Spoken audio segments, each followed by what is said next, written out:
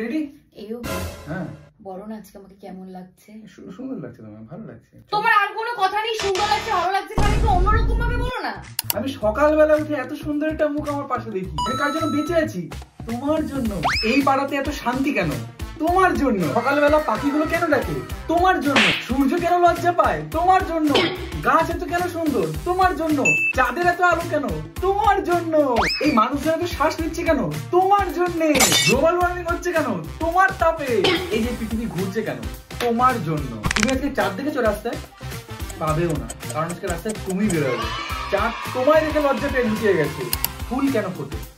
তোমাকে দেখতে। এই আকাশের তারাগুলো তো টিম টিম করে জ্বলে কেন? কারণ ওটা তোমাকে জানাই তুমি কত সুন্দর। এই যে সমুদ্র তো উথাল পাথাল কেন করে? এই তুমি দীঘা গেছিলে না? তোমাকে দেখে নিয়েছিল তাই। তুমি পাহাড় দেখেছো? এত সুন্দর কেন?